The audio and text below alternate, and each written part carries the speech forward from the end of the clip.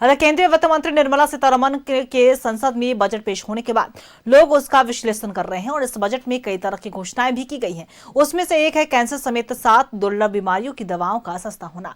इसे लेकर एम्स के डायरेक्टर डॉक्टर राजकुमार से बातचीत की है संवाददाता रानी गुप्ता ने।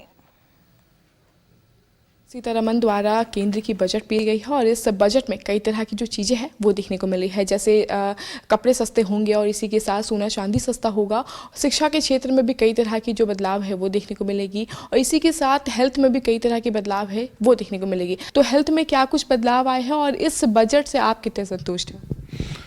देखिए, बजट तो पॉलिसी मैटर है, लेकिन मुझे एज ए डॉक्टर कुछ चीज़ें जो उसमें अच्छी लगी।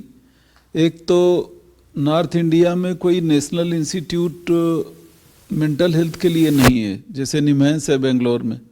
तो एक डिक्लेरेशन हुआ है कि नॉर्थ इंडिया में एक mental health institute national importance का खोला जाएगा, उसके लिए बजट एलोकेशंस हैं।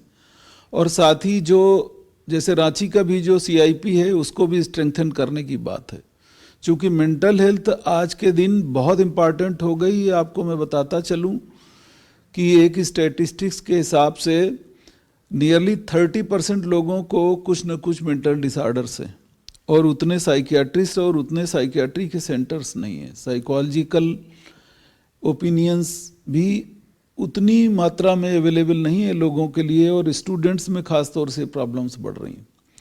दूसरा, कुछ नए एम्स का प्रपोजल है और तीसरा, कई एम्स या कई पुराने जो मेडिकल इंस्टीट्यूट हैं उनको अपग्रेड करने का प्रपोजल है। तो इस तरह हम देखते हैं कि स्वास्थ्य के क्षेत्र में और इसी के साथ साथ आयुष्मान भारत में भी कुछ और चीज़ें जोड़ी गई हैं, बजट जोड़े गए हैं। तो आयुष्मान भारत, जैसा कि हम जानते हैं कि गरीब मरीज के लिए एक बहुत बड़ी राहत है, जिसमें 10 लाख रुपए तक का इलाज हो जाता है। तो हम ये देखते हैं कि Ayushman Bharat, national institute of mental neuro sciences and mental health पे सेंटर आ रहे हैं, कुछ नए एम्स बन रहे हैं और इसी के साथ साथ जो आपने बताया कि 7 तरह की कैंसर की दवाइयाँ, ये कौन सी दवाइयाँ हैं ये हम समझते चलें। ये दवाइयाँ रिसेंट हैं, बहुत करीब 10 साल पहले भारत में इनका यूज़ भी इतना नहीं हो पाता था।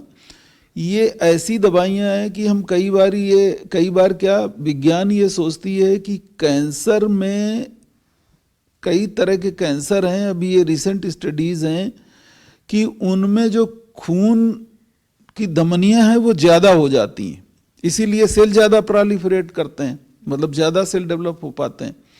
तो जो ग्रोथ तो तभी होगी जब कुछ ज़्यादा होगी, और ज़्यादा कब होगी? जब खून की सप्लाई उसमें ज़्यादा होगी। तो नई नई धमनियाँ बन जाती हैं, पतली पतली एंडोथेलियल सेल कहते हैं उनको, जिनका प्रोलिफरेशन मतलब जो मशरूम कर जाते हैं, बहुत ज़्यादा बढ़ जाती हैं, एक की जगह सैकड़ों, हजारों, करोड़ों जो बन जाती हैं। उन पे ये जो दवाइयाँ हैं खास तौर से वो रिसेंट दवाइयाँ हैं। और इस खबर में इतना ही। कैमरा विकी के साथ मैं रानी गुप्ता, News 11 रांची।